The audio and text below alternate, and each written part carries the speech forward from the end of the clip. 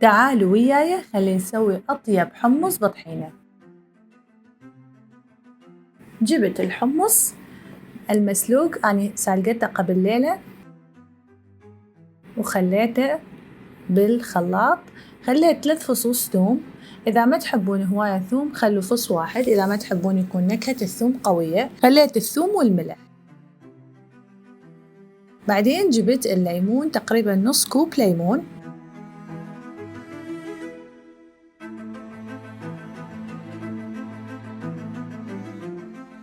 وكوب من الراشي.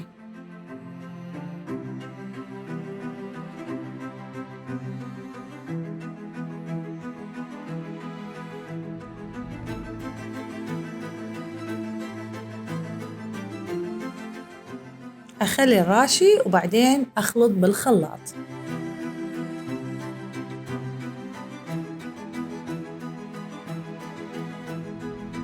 هسه أقلب شوية الحمص والراشي يتجانس. هسه خليت قطع ثلج ونرجع نخلط بالخلاط مرة ثانية.